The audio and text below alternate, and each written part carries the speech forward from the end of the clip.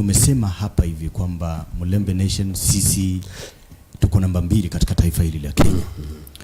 Labda katika harakati zenu za kuunda miungano ya kisiasa, agenda yenu na Mulembe Nation ipi? Kwa sababu eneo la Mlima Kenya umekuwa rais karibu mara 3, Rift Valley mara 2.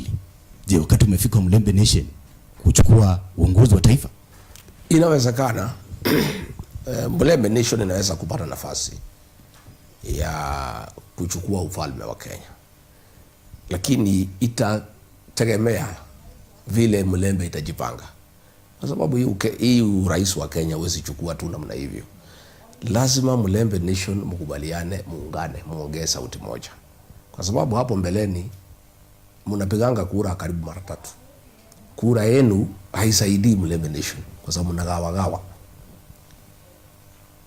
Wengine wanapatia Raila Odinga, wengine wanapatia Musalia, wengine wanapeana huko.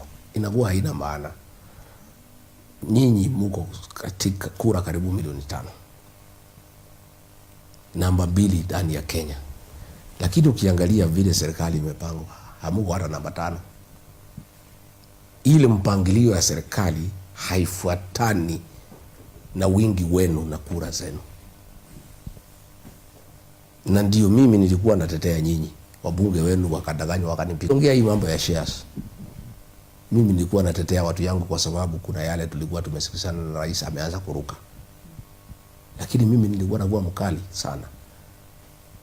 Ndio nikapata mawaziri karibu 8, ma-PS karibu 15. Wetangula na Musalia waliandika mkataba na rais na iko hapa, ya kwamba mtapata 30% ya serikali. Hamjapata. 30% ilikuwa nini Mheshimiwa Rigathi?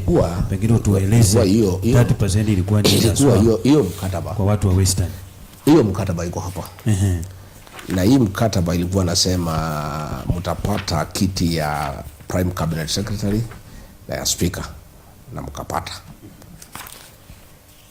Ilikuwa imesema mtapata 30% ya viti za mabaraza la mawaziri. 30% ya 22 ingekuwa ni ngapi? Karibu 6, around 6, 7. Sasa mko na ngapi? 2. Alafu sasa mimi nikisema rais afuate ile share powering agreement, wajumbe wenu waluya wananipiga ati mimi ni mkabila. Lakini wewe ulikuwa naibu rais, mbona huku influence? Sasa mimi nilikuwa nasema sasa kuinfluence mwenye kuteua si rais, lakini mimi nilikuwa nasema mimi nasema tufuatilie ile tulikubaliana. Nakumbuka Mheshimiwa Rigathi ukiwa Bungoma, ukiwa Kakamega, baada ya Mheshimiwa Wetangula kuongea, ukasimama ukasema 30% yenyu tulimaliza, mlitaka Prime Cabinet ndio huyu, Speaker ndio huyu, ma-PSS wengi na watu wengi. Sasa unajua mimi usiulize ingine. Mimi nilikuwa nachanua nyinyi. Sasa Kinjaru uko unatuchanua. Si nachanua nyinyi sasa, unajua mimi ni mtu mzuri. Mimi nachanua nyinyi kwa sababu ile mlipata ni ile ya Musalia na Wetangula. Hii ingine bado. Sasa katika hii agreement mlikuwa mpate barabara zote zile zilikuwa zimeanzishwa sikamilike. Today as we speak nilikuwa naangalia kidogo. Nilikuwa nachukua nafasi na angalia kidogo. Na nikiangalia tulikuwa tumeahidi ya kwamba zile barabara zote ambaye zilifanyika zilikuwa zinaendelea zitakamilika. Today tukiongelea barabara ya Ruambi na Vaholo Musikoma mpaka Ibokolo mpaka Musikoma imekwama. Barabara kutoka Ibokolo, Indagalasia, Shianda, Malaa imekwama. Pale Vihiga tuko na barabara ya hapo kwa Musalia nyumbani, Mago, Mululu, Vokoli. Ilianzishwa wakati ya Uhuru bado. Ukiangalia pale Busia iko Mungaki, Buyofu, Musikoma Road imekwama. Hii iko katika hii mkataba hapa ya kwamba mkipigia William Ruto kura, kazi ya kwanza ni zile project zote zilikuwa zinaendelea sifanye nini? Simalizike. Kuna barabara Brigadier Mizigo pia ya wakati Mheshimiwa Uhuru. Mpaka sasa hivi mmeilaunch mkilaunch. Iko 30%. Mungaki, Buyofu, Musikoma kuna hiyo ya Brigadier Mizigo ya. Brigadier iko kwa shares.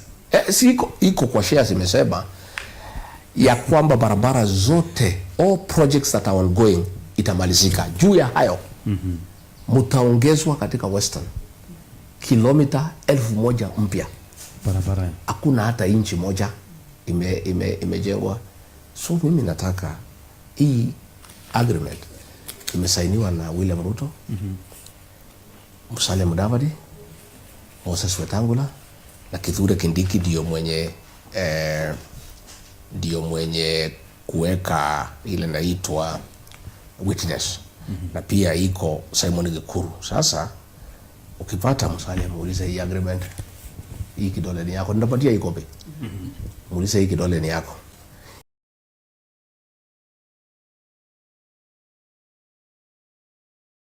Hii maneno hii mliahidiwa. Mliandika ukafukuza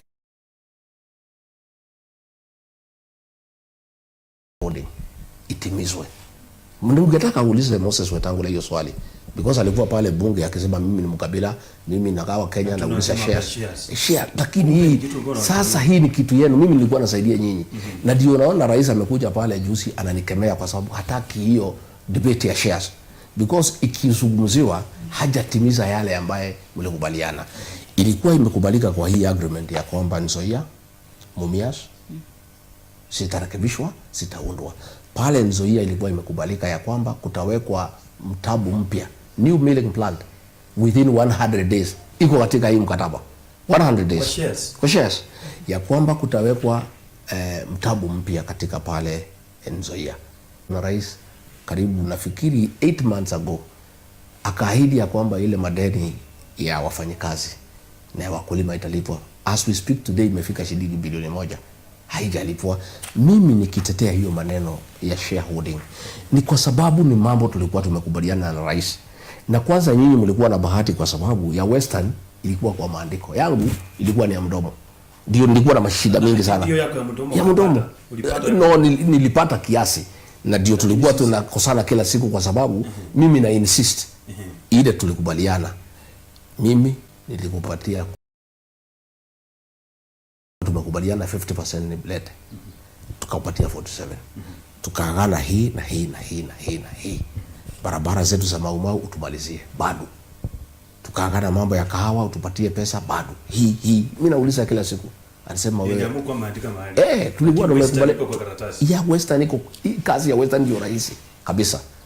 Hii kazi ya Western kama ungekuwa na kiongozi ambaye si muoga, ambaye anapenda watu yake, ambaye ako tayari kutetea watu yake. Hii agreement hii. Na ndio ningetaka watu ya Western. Kwa sababu nimeona rais amekwama pale.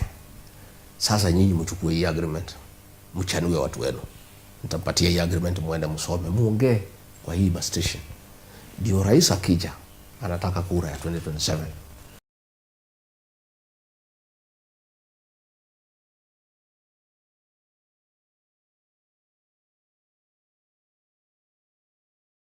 Tumepatiwa na Rigiji ambaye imewekwa kidole na Musalia, imewekwa kidole na Wetangula.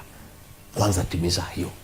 Tujengee rami mpya kilomita 1000 kwa sababu iko katika mkataba ambaye imewekwa kidole. Ulisema ile project yote ya zamani utatumalizia. Maliza. Unasikia? Ulisema ya kwamba utatupatia viti 30% katika baraza la mawaziri. Hujatupatia, tupatie. Unaona?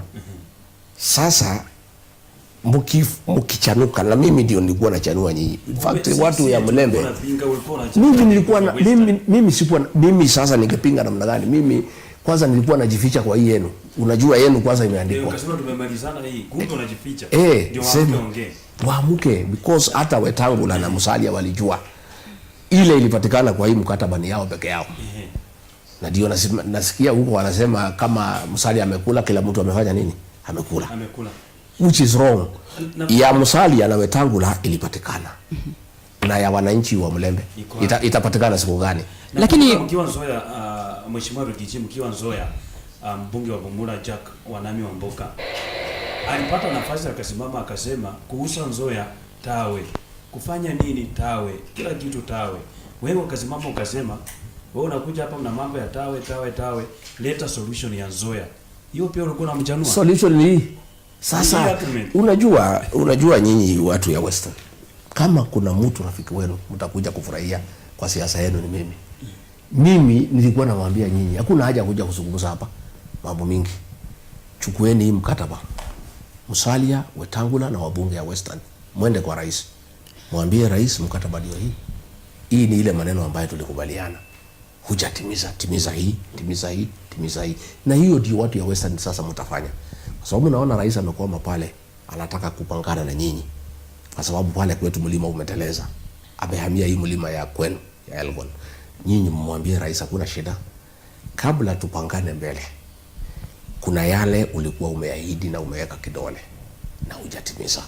Hii kilomita 1100 tujengee. Hizi barabara zote zilikuwa tujengee. Kulikuwa mambo ya maji ilikuwa pale naendelea. Maji ya Bugoma ya Kakamega ikakwama. Mambo ya dhahabu gold, mambo ya granite. Mambo yenu ni mingi. Hata hasa hizi university zenu. University ya Masinde Muliro mlipatiwa na Mwai Kibaki. Kibabii, Alupe na Kaimosi mkapatiwa na Uhuru Kenyatta.